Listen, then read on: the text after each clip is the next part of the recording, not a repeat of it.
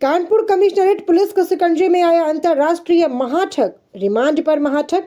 ठगी के खजाने की तलाश करेगी पुलिस। अभिनेता सोनू सूद सहित कई लोगों को पूछताछ के लिए भेजा गया नोटिस। आईपीएस अंजलि विश्वकर्मा के नेतृत्व में पुलिस आयुक्त ने गठित की एसआईटी। 20 से भी ज्यादा कंपनी और 2 दर्जन बैंक खातों की पुलिस ने जुटाई जानकारी। महाठग रविंद्र सोनी ने कई देशों में फैला रखा ठगी का मायाजाल।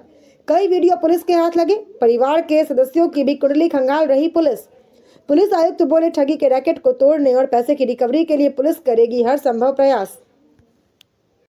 एक्टर सोनू सूद और रेसलर हुदा खरी को कानपुर पुलिस द्वारा नोटिस इशू किया गया है। क्या डिटेल्स हैं, किस तरीके का नोटिस है और क्या प्रॉब्लम? जैसे आपको पता है कि रविंद्रनाथ सोनी जो मालवीय नगर का रहने वाला दिल्ली का, और इसके द्वारा दुबई में ब्लू चिप कंपनी करीब 20 कंपनी इसके द्वारा खोली गई थी और इसने भारी संख्या में लोगों से इन्वेस्टमेंट कराया है और काफ़ी लोग चीट कराए गए, जिसमें इसने काफ़ी मात्रा में पैसा इकट्ठा करा था। ये वहाँ से दुबई से भाग करके ओमान के माध्यम से दिल्ली आया है और जब वहाँ पर इसकी जांच पड़ताल हो रही थी तो ये पता नहीं चल पा रहा था ये कहाँ है। फाइनली हमारे यहाँ पर एक मुकदमा पंजीकृत था इसके खिलाफ, उसमें हमारी टीम इसको अरेस्ट करने में कामयाब रही। अभी तक इसकी जब जांच पड़ताल हो रही है तो इसके इंडियन 22 खातों का पता लग चुका है। इसके 8 क्रिप्टो डिजिटल ट्रांजैक्शन का हमें पता लग चुका है और जो लोग दुबई से यहाँ हमारे पास आ रहे हैं उनके द्वारा जो बताया गया है, इसमें 700 से ऊपर लोगों को, जो इंडियंस हैं, मलेशियंस है, फ्रेंच है, कैनेडियन है और दुबई की यूएई के लोग हैं, उनके द्वारा इसके कंपनी में इन्वेस्टमेंट करा गया है। इसके साथ साथ ये भी बताया गया है कई जापानीज कंपनीज हैं उनके द्वारा भी इसमें इन्वेस्टमेंट करा गया था। अब इसके आगे की जो हमारी जांच पड़ताल है, हम इसको पीसीआर पर ले रहे हैं। हमें और डिटेल चाहिए इसके आधार के से लिंक और इसकी फैमिली के जितने लोगों का पैन कार्ड वगैरह के माध्यम से हमें इसको जो और इंक्वायरी करनी है। पीसीआर पर लेने के बाद इसको देहरादून और दिल्ली ले जाया जाएगा, जिसमें ये कोऑपरेट करने के लिए इसने कहा है कि हम कोऑपरेट करेंगे और उसके बाद ही हमें पता लग पाएगा कि इतना इसका पैसा वो कहाँ गया।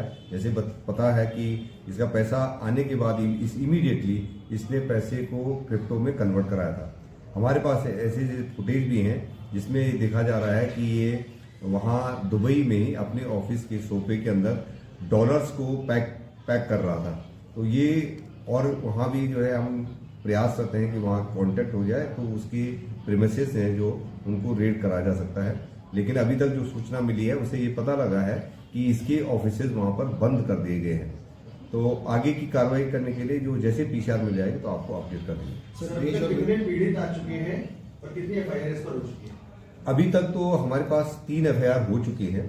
मेल हमारे पास काफ़ी आई हुई हैं और मेल में ये है कि ये इनकी सही है या गलत है, तो जब तक हमने उनको कहा कि आप आए, कुछ लोग आए हैं, कुछ लोग अभी ये कोशिश कर रहे हैं कि इसको मिल करके हो सकता है वो हमारा पैसा दे, इसलिए वो एफआईआर कराना नहीं चाहते हैं।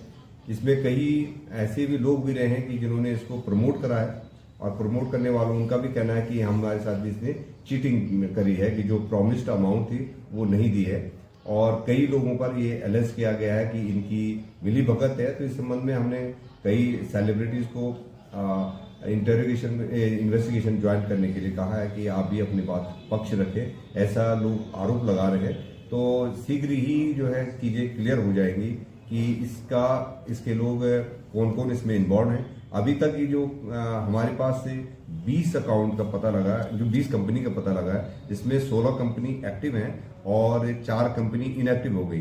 खास करके एक कंपनी यूएस में जिसकी डायरेक्टर गुरमीत है, उसका अकाउंट अभी भी चालू है और वो उसमें ट्रांजैक्शन भी हो रहे हैं। तो गुरमीत से भी हम लोग टच करने की कोशिश कर रहे हैं कि वो आए और अपना पक्ष रखे और इसमें कहाँ लेयरिंग हुई है इसकी और गहराई से जांच पड़ताल की जाए। अमाउंट कहाँ तक पहुंच चुका है? 970 करोड़ की बात की, वो अमाउंट बढ़ते 1500 करोड़ तक आ गया।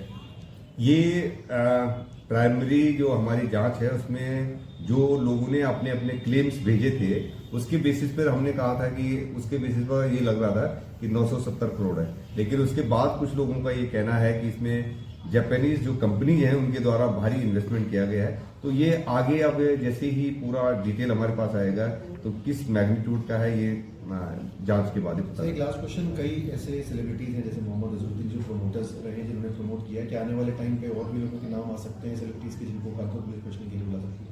अब इसको ये उस समय वहां पे दुबई में बड़ा आइकॉन था और यूथ आइकॉन के तौर पर इसको देखा गया था और इसने वहां पर ऐसा माया जाल फैला रखा था कि कई लोगों को इसे सेलिब्रिटीज को और कई जो है डिग्निटरीज को ये इसके द्वारा वहां पर उनसे मिलता था और कई को फंक्शन में भी बुलाया गया है। तो इसकी हम लोग और वो कर रहे हैं क्योंकि ये कोई भी जो है जो डिग्निटरीज होते हैं उनके साथ फोटो खिंचवाना और उनको कार्यक्रमों में बुलाना ये कोई बड़ी बात नहीं है। किस किस की वास्तव में जो आरोप लगाए गए किस किस की हो सकती है इस संबंध में उन लोगों को हम नोटिस देंगे और उनको उनका पक्ष भी जानने की कोशिश करेंगे कि वो इन्वेस्टिगेशन में अपना पक्ष रखें ताकि हम लोग किसी निर्णय पर पहुंच पाए। सर, जांच का दायरा लगातार बढ़ता जा रहा है, बड़ा कॉम्प्लिकेटेड जांच है, इसलिए जांच के लिए हमने क्या व्यवस्था की है?